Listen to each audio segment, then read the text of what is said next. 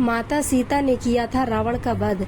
रावण के मर्दन के बाद भगवान श्री राम जब वापस सीता और लक्ष्मण के साथ अयोध्या लौटे तो उसके कुछ ही समय बाद उन्हें रावण के पराक्रमी भाई सहस्त्रानंद से युद्ध करना पड़ा। उस युद्ध में सहस्त्रानंद ने राम समेत उनकी सेना को छिन्न भिन्न कर दिया था। इस प्रसंग का वर्णन अद्भुत रामायण में है।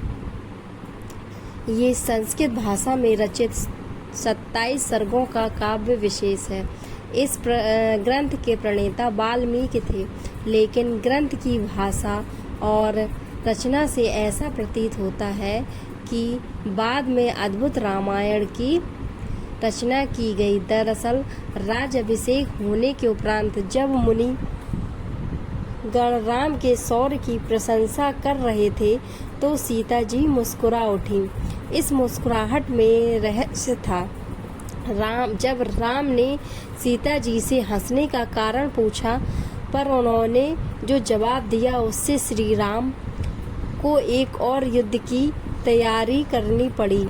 सीता ने राम के पूछने पर बताया कि आपने केवल दशानन रावण का वध किया है, लेकिन उसी का भाई सहस्त्रानंद रावण अभी जीवित है, जिसके 1000 सिर हैं और वह रावण से भी ज़्यादा शक्तिशाली है। 1000 सिर होने के कारण ही उसका नाम सहस्त्रानंद रावण पड़ा और रावण के 10 सिर थे, इसलिए उसका नाम दशानन पड़ा। उसके वध के बाद ही आपकी जीत और शौर्य गाथा का औचित्य सिद्ध हो सकेगा। ये सुनने के बाद श्री राम ने अपनी चतुरंग सेना सजाई। उनकी इस सेना में विभीषण, लक्ष्मण, भरत, शत्रुघ्न, हनुमान आदि सभी थे। सहस्त्र रावण यानी सहस्त्रानंद रावण का बड़ा भाई था। जब रावण छोटा था तब सहस्त्र रावण अपने छोटे भाई रावण से हमेशा झगड़ता रहता था। इससे नाराज होकर रावण की माता देवी कैकसी ने उसे दूर जाने को कहा।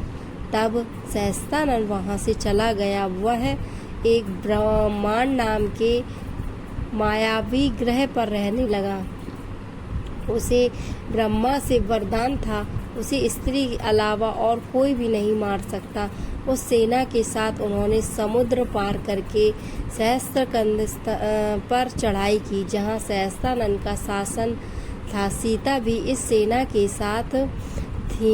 ये युद्ध स्थल में सहस्त्रानंद ने मात्र एक बाण से ही श्री राम की समस्त सेना एवं वीरों को अयोध्या में फेंक दिया। अद्भुत रामायण कहती है कि रणभूमि में केवल श्री राम और सीता रह गईं।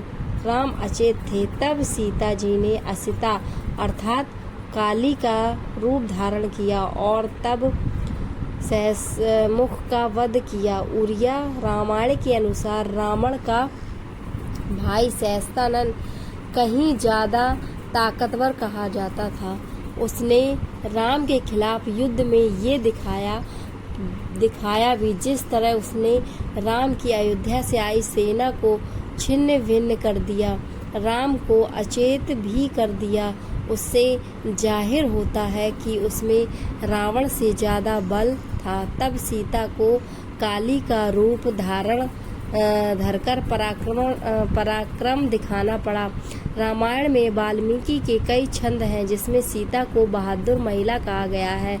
तेलुगु में रामायण कहती है कि सहस्त्रानंद या सहस्त्र रावण के खिलाफ जब ये लग रहा था कि राम की सेना के पैर उखड़ चुके हैं, तो सीता ने पराक्रम दिखाया। उन्होंने रावण से कहीं ज्यादा ताकतवर उसके भाई सहस्त्रानंद के सारे सिर काटकर उसको मार दिया।